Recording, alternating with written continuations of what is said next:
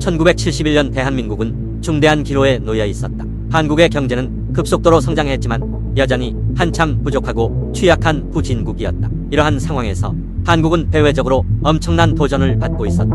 공산주의의 맹주, 소련도 건재하던 시절이다. 당시 북한의 경제는 상당히 튼튼했다. 김일성이 원하면 언제든지 제2의 6.25를 일으킬 수 있었다. 시련은 북한만이 아니었다. 베트남 전쟁에서 엄청난 손실을 보고 있던 미국이 주한미군을 감축하려 계속 간을 보고 있었다. 이러한 배경 속에서 제7대 대통령 선거가 열렸다.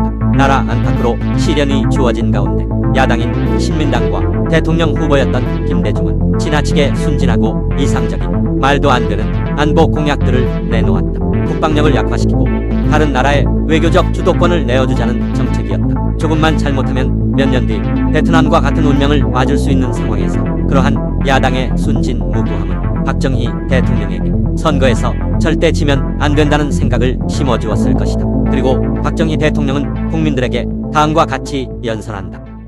이번 선거에 있어서 우리나라 야당은 정권을 내놓으라고 지금 야단들입니다. 박 대통령이 대통령을 2번 했으니까 이번에는 고마하라. 공화당 정부가 그동안 여러 가지 실수도 있었으니까 또 부정부패도 많았으니까 이제 정권을 내놓아야 되지 않느냐 이런 얘기를 많이 합니다. 물론 내가 대통령 2번 한 건 사실입니다. 그건 여러분들이 2번 뽑아줘서 대통령 2번 했습니다. 그러나 재작년에 앞으로 내가 벌려놓은 이 과업을 매듭을 짓기 위해서 국민 여러분들에게 한 번 더 해도 좋겠습니까? 하고 여러분들한테 물었습니다. 그랬더니만 여러분들이 잘하면 한 번 더 시킬 수도 있다. 이래서 이번에 나온 겁니다. 여러분들한테 허가를 받고 나온 겁니다. 허가를 받고 나왔는데 야당들이 왜 야당인지 난 잘 모르겠어요.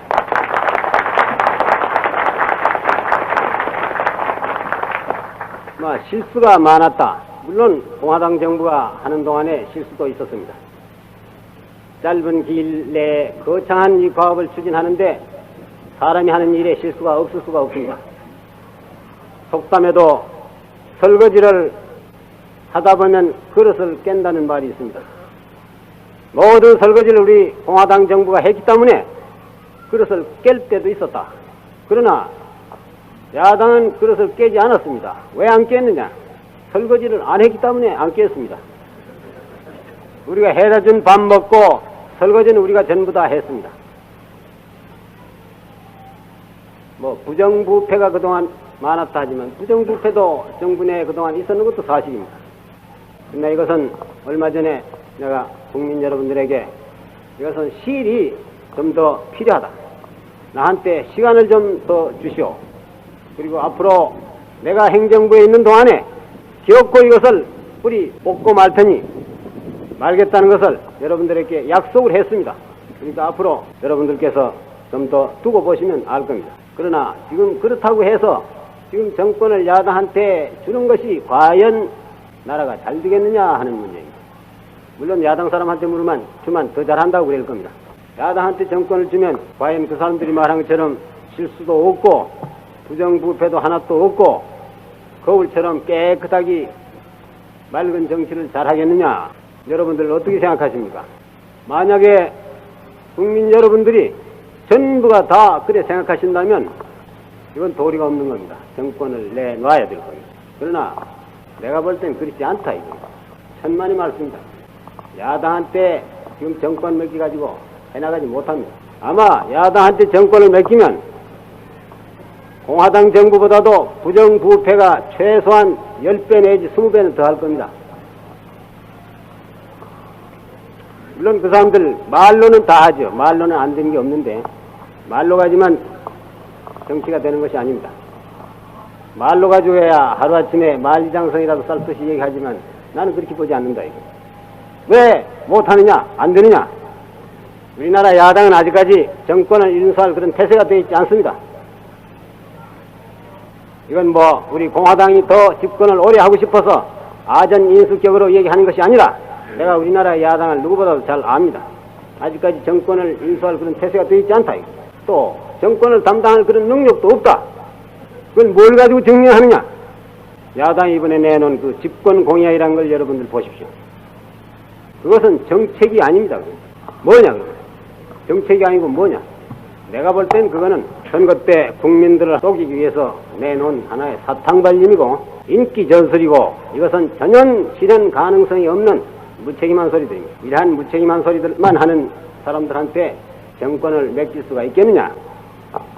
아까도 얘기를 했습니다마는 4대국 보장 운운한 얘기. 이게 오늘날 우리나라의 정당이 이러한 무책임한 소리 할 수 없습니다. 요전에 공화당 유세반들이 여기에 대해서 자꾸 공격을 하니까 궁지에 몰려서 야당에서 여기에 대한 후한 변명을 하기를 이것은 지금 당장 하자는 것이 아니라 먼 장래에 그런 것을 해보자 하는 하나의 구상에 불과하다. 그것도 말이 안 되는 소리입니다. 먼 장래에도 이런 건 있을 수 없습니다.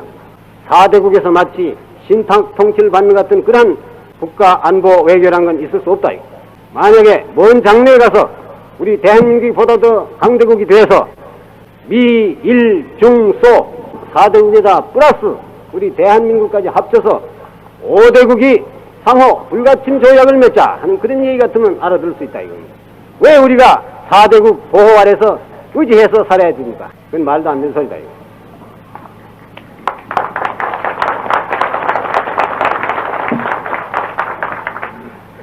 그 다음에 향토 예비군을 없애겠다. 이것은 여러 사람들로부터 얘기를 많이 들었기 때문에 내가 구구한 소리는 하지 않겠습니다만 이것도 무책임한 소리다 이거. 지금 북한 계례는 지금 어떻게 하고 있는지 여러분들 잘 아시죠? 노농적이대라는 것을 150만 가지고 있습니다. 이건 14년 전에 편성을 했는데 1년에 훈련을 몇 시간 하느냐? 500시간을 합니다. 500시간 1년에. 이건 이름이 노농적이대지 이거는 준 현역군과 마찬가지다 이거. 그 조직이나 편성이나 훈련이나 장비면에 있어서 우리나라의 향토 예비군보다도 훨씬 더 앞서 있다 이거. 북괴는 이런 걸 지금 가지고 그 사람들이 뭘 하려고 그걸 지금 가지고 있느냐. 목표가 누구냐. 바로 우리 대한민국 아니냐 이겁니다. 우리를 노리고 있는 거 아니냐 이거. 그것뿐만 아니다 이겁니다.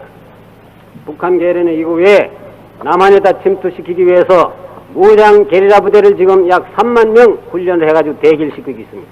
몇 년 전에 124 때 소위 김신조 부대라는 것이 바로 그 124 군 부대 일부입니다. 68년에 이걸 한번 침투시켜서 시험을 해봤어요. 청와대에다 한번 집어여보고 동해안에다 집어여봤습니다. 최근에 와서는 이 사람들이 이걸 뭐 중남미니 아프리카 지역까지 수출을 한다는 얘기도 있는데 요즘엔 좀 뜸해졌습니다. 요즘 좀 무장간첩인데 이런 것이 좀 뜸해졌어요. 왜 뜸해졌겠습니까? 김일성이가 그동안에 하되 생각이 달라져서 점잖해져서 지금 뜸해진 건 결코 아니다. 이거. 김일성이가 이 노린 어떤 목적이 있어서 뜸해진 겁니다.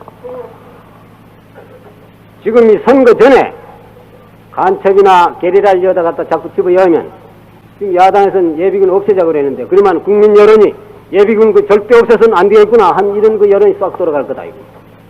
그러니까 요 시기에는 무장간첩 집여치 말자.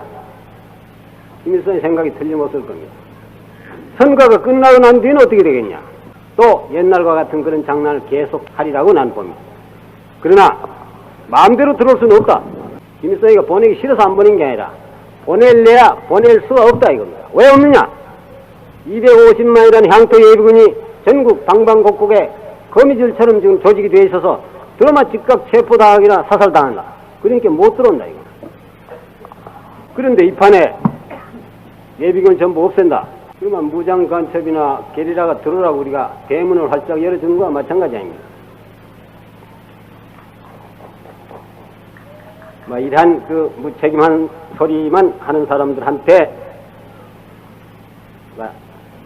정권을 맡겨가지고 과연 앞으로 우리나라가 잘 되겠냐 하는 것은 여러분들이 잘 판단을 하셔야 될 겁니다. 마지막으로 몇 가지 결론만 말씀을 드리겠습니다.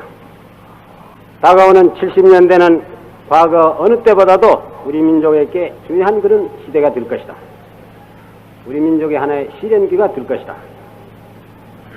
거기에는 물론 희망적이고 밝은 면도 많이 있지만은 그와 반면에 어려운 시련과 도전도 있다는 것을 우리가 각오를 해야 됩니다. 우리는 여한 일이 있든지 이 시련과 도전을 극복을 해야 되겠다.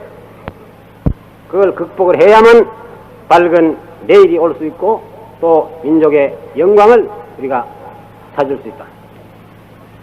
이 시련을 극복하기 위해서 우리가 어떻게 해야 되겠냐? 이것을 위해서는 우리 모든 국민들이 힘을 합쳐서 이 시기에는 우리의 힘을 대통령 선거에 있어서는 이 나라의 주인이신 국민 여러분들이, 유권자 여러분들이 그 어느 때보다도 여러분들의 슬기롭고 현명한 판단을 내리는 것이 이 나라의 장래와 또 우리 모든 국민 여러분 스스로의 운명을 좌우하는 중대한 환경이 될 것이다 하는 것을 마지막으로 말씀을 드리고 나의 연설을 마치고 합니다. 장시간 경청해 주셔서 감사합니다.